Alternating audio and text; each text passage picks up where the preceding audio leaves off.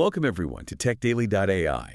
You know that feeling, right? When you're trying to grab something in a huge online sale or some big news breaks, and suddenly every website just crawls. Ugh, yeah, painful. Or the flip side, when your favorite streaming service just works perfectly. No buffering, even when seemingly everyone is watching the same thing. Seamless. Yeah, well, there's this whole hidden world of tech working like crazy behind the scenes to make that happen. And today, we're going to pull back the curtain a bit. Definitely. Our mission today is to really dive deep into the core ideas and the pretty cool techniques that keep all these digital services running smoothly, efficiently, and importantly, cost-effectively. But first, a quick word from our sponsor. This deep dive is sponsored by Stonefly. They're your trusted solution provider and advisor for enterprise storage, backup disaster recovery, hyper-converged VMware, Hyper-V, Proxmox clusters, AI servers, SA365, that's a turnkey security appliance, plus public and private cloud solutions. Check out stonefly.com for more info. Okay, so we generally get cloud computing, right? It's basically delivering services, storage, processing, networking over the internet, using servers somewhere else, remote server. Right. Not in your own building, usually. Exactly. But here's the snag, the thing that often gets overlooked. If you just leave those servers to themselves, well, you quickly run into problems. Yeah. It's like a digital traffic jam. Traffic jam. Okay. Yeah, some servers get totally overwhelmed with requests, just swamped, while others nearby might be sitting there doing absolutely nothing, idle. Inefficient. Totally inefficient. And it leads to, frustrated users, slow loading times, sometimes even complete system crashes. Imagine, like, a busy intersection at rush hour with no traffic lights, just chaos. That paints a perfect picture. Total chaos. And that is exactly where our first big idea, load balancing, comes into play. Yeah. It's like that virtual traffic controller for the internet. Precisely. Its main job is to, well, intelligently spread out all the incoming traffic network requests, application requests, across a whole group of back-end servers. The point isn't just stopping one server from getting overloaded. That's huge. It's also about boosting the whole system's performance, making things faster, using those server resources way more efficiently. It turns that chaos into, smooth sailing. And what's really neat here is that it's not just random. The load balancer isn't just throwing requests out blindly. It's actually making smart real-time decisions. Okay, so how does that work practically?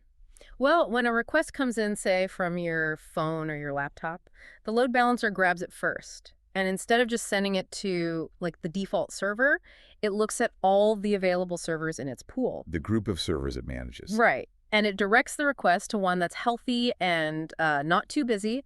It ensures no single server gets completely snowed under, keeps all those digital workers busy, but not too busy. Balanced. Exactly. And here's a really critical piece. What if one of those servers fails? Like, just crashes? It happens all the time, I imagine. It does. The load balancer detects that immediately and stops sending traffic to it. It instantly reroutes new requests to the servers that are still healthy. So it's not just about speed, it's about resilience, high availability. Things stay up even when bits fail. It's huge, that automatic failover. Yeah. Okay, so you mentioned these pools of servers. Does the load balancer itself come in different flavors?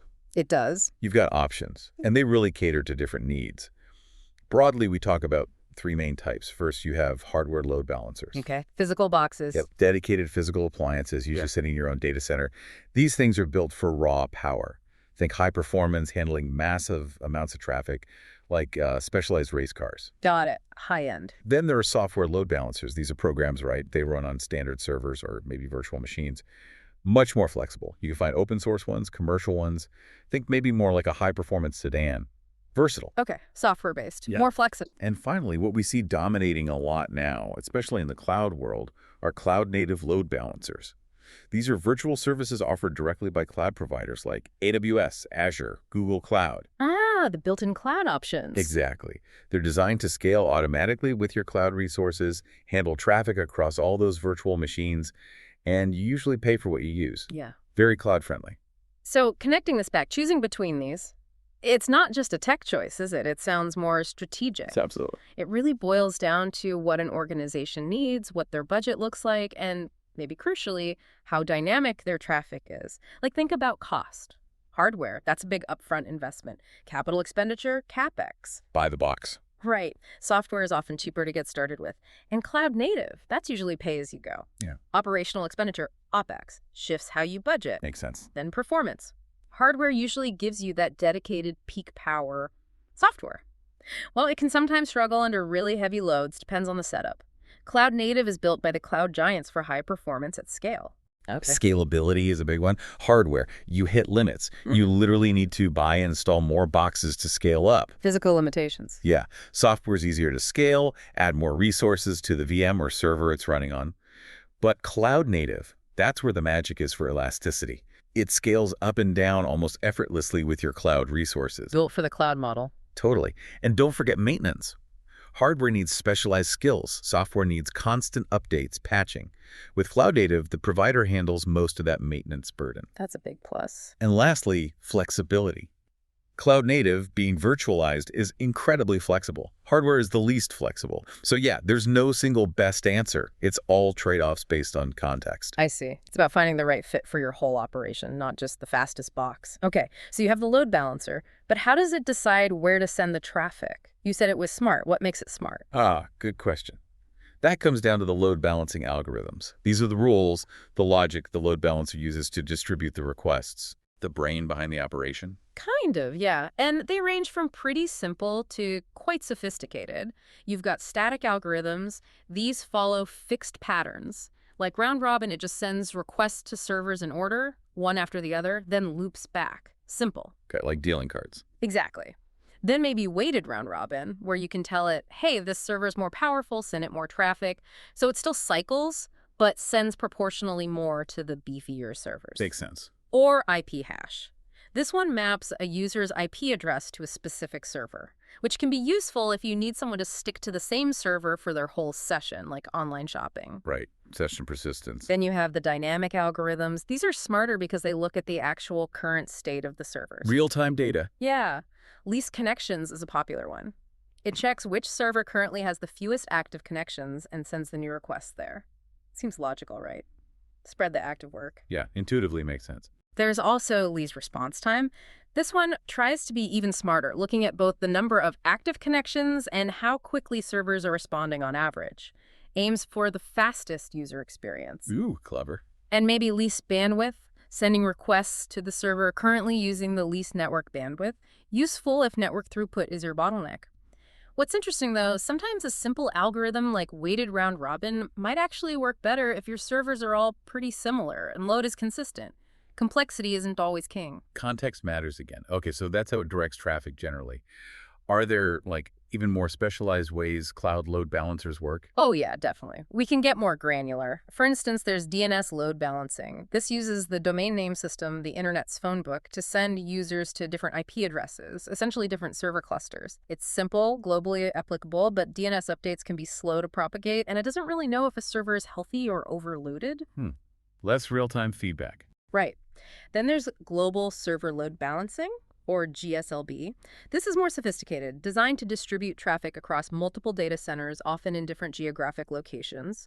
It can direct users to the data center closest to them, or the one performing best. Crucial for global apps. Got it, for worldwide reach. And then, a really important distinction often made is between Layer 4 and Layer 7 load balancing. Okay, layers. Like network layers. Exactly. Think of the OSI model or TCP/IP layers. Layer 4 operates at the transport layer. It looks at basic info like IP addresses and port numbers. It's very fast, very efficient, great for high volume, simple traffic. Think maybe online gaming data streams. Fast and simple. Layer 7, on the other hand, operates at the application layer. It's smarter, more aware. It can actually look inside the request at application data, things like HTTP headers, cookies, the specific URL being requested. So it understands the content of the request. Precisely. This allows for much more intelligent routing. Like, you could send all requests for images to one set of servers optimized for images and requests for videos to another set. Content-based routing. It's slower than Layer 4 because it has to inspect more. But wow, the flexibility it gives you for application optimization is huge. You're making decisions based on what the user is trying to do, not just where the packet is going. That's a whole other level of control. Okay, so load balancing handles the traffic flow, directs it smartly, But what if the problem isn't directing the traffic, but just the sheer amount of it? What if your road network itself is just too small for rush hour? Exactly. That's the perfect transition to the next piece of the puzzle, autoscaling. Autoscaling, okay. While load balancing distributes the load you have, autoscaling dynamically changes the amount of resources, the size of your infrastructure, to match that load. So it adds more lanes to the highway when needed. Perfect analogy. It automatically increases or decreases your compute resources, servers, virtual machines, containers, based on how busy things actually are. Imagine that Black Friday rush hitting your online store. Yeah, panic time usually. With autoscaling, the system sees the surge and automatically adds more cashiers, more server instances to handle everyone smoothly, no manual intervention needed. And crucially, when the rush is over, it automatically removes those extra servers so you stop paying for them. It's about ultimate flexibility and cost control. That sounds incredibly powerful. Is that the same as just having a scalable system? I hear that term a lot too. That's a really important distinction to make, actually. People often use scalability and elasticity interchangeably, but they're slightly different concepts. Okay, let's clarify. Scalability is more about the potential or ability of a system to handle a growing amount of work. You design it so you can add resources to meet increased load. Right. It often implies planning for growth, maybe longer-term, more predictable increases. Think of having a warehouse design that allows you to easily add another floor later. The option to grow. Exactly. Elasticity, however, is about how quickly and automatically the system can add or remove resources in response to real-time, often unpredictable fluctuations in demand. It's about dynamically matching capacity to workload right now, avoiding being over-provisioned or under-provisioned. So faster, more dynamic adjustments. Right. Think of elasticity like having a Skladany Polky folding shelves in your warehouse. When a big delivery arrives unexpectedly, you instantly unfold more shelves to handle it. When it's gone, you fold them away so they're not taking up space or costing you. For cloud environments where you pay for usage, elasticity is often the more critical financial and performance factor. Okay, Coliopoki, I like that. Elasticity is the rapid automatic adjustment. Got it. So when the system decides to scale, how does it actually add those resources? Are there different ways? Yes, there are two primary ways systems scale. Think of it like, do you upgrade your existing engine or do you add more cars to your fleet? Okay, engine versus fleet. Vertical scaling or scaling up is like upgrading the engine. You add more power, more CPU, more RAM, faster storage to an existing server or virtual machine. Make that one machine bigger and more powerful. Pros and cons. Well, it can be simpler initially, maybe easier to manage since it's still just one machine, but you eventually hit physical or virtual limits. You can only make one server so big. And often, upgrading requires downtime, taking the server offline to enhance it. Right, outage window. Then there's horizontal scaling or scaling out. This is like adding more cars to the fleet. You add more servers or virtual machines, often called nodes, to your pool, and the load balancer distributes the work across them. Works hand in hand with load balancing. Absolutely. Horizontal scaling offers much better resilience. If one node fails, others keep working. You generally avoid downtime when adding or removing nodes. It's ideal for modern distributed applications. The downside, it can be more complex to manage a whole fleet of servers instead of just one. More moving parts. Exactly. And there's also a hybrid approach people talk about, diagonal scaling. Diagonal. Okay, intriguing. It's basically starting with vertical scaling, beefing up your initial instances up to a certain point, maybe for cost or performance reasons. But once you hit certain thresholds, you then start scaling horizontally by adding more instances. Companies like Airbnb or Uber have reportedly used strategies like this to balance initial power with long-term massive scale. It's about evolving your strategy. So soup up the car first, then start building the fleet when needed. Clever. Okay, how does the system know when to do this? What's the trigger? It's all driven by data and rules. The core principle is continuous monitoring. The auto-scaling system is constantly watching key performance metrics.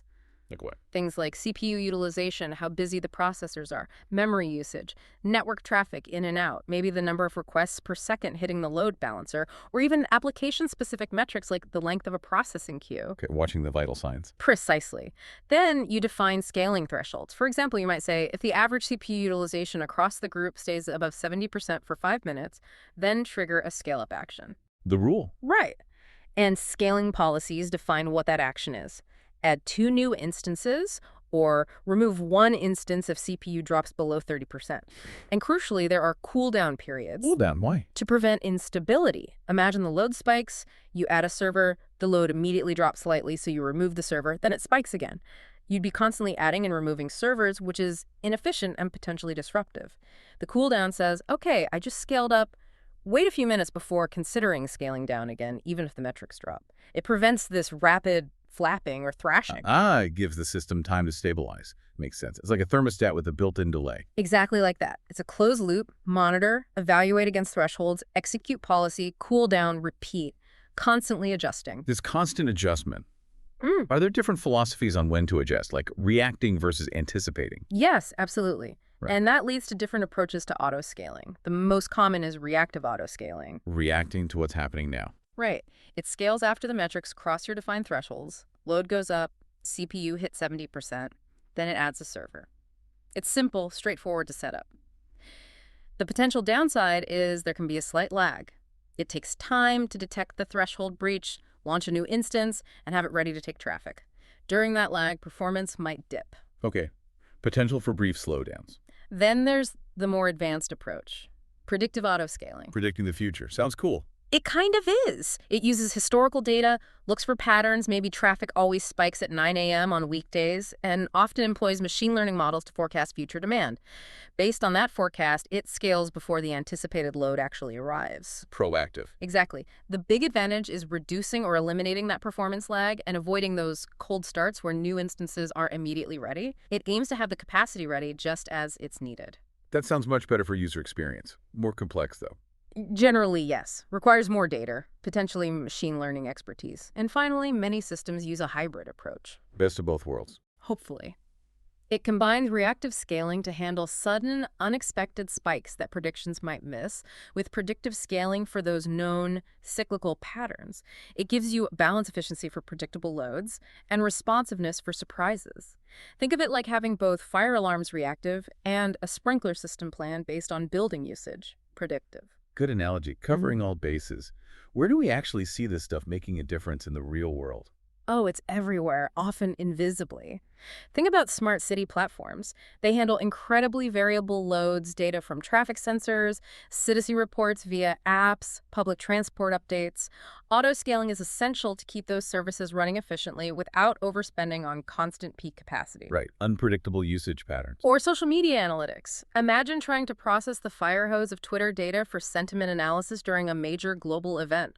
Autoscaling allows companies to spin up huge clusters, like Hadoop clusters, to process that data in real time and then scale them right back down afterwards, making it cost-effective. Handling massive, spiky data loads. Absolutely.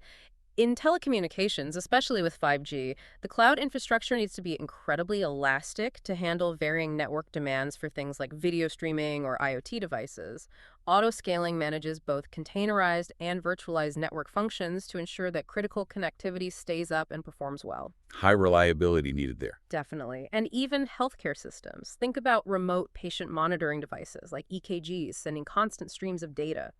Autoscaling ensures the cloud system's processing that data can handle fluctuations, ensuring real-time analysis for potentially life-saving interventions without necessarily running massive servers 24/7 just in case. It matches resources to actual patient monitoring needs. These aren't just theoretical concepts, they underpin so many services we rely on. It really brings it home seeing those examples. And you touched on cost effectiveness earlier. It sounds like autoscaling is a huge lever for saving money in the cloud. Absolutely enormous, especially because most cloud providers charge you based on how many resources you use and for how long. If you just provision for your absolute peak load all the time, you're paying for a ton of idle capacity most of the time. Wasted resources. Exactly. Autoscaling aims to eliminate that waste by matching resources to actual demand. Scale up when busy, scale down when quiet. Pay only for what you genuinely need. So how do you maximize those savings? Are there specific tricks? One really powerful technique, especially with providers like AWS, is using spot instances within your autoscaling groups. Spot instances. Aren't those the ones that can be taken away with little notice? Sounds risky. They are cheaper, yes, significantly cheaper, sometimes like 60–70% less than regular on-demand instances because you're bidding on spare AWS capacity. And yes, AWS can reclaim them if they need the capacity back. But the clever part is that AWS Autoscaling can be configured to automatically request replacements if your spot instances get interrupted.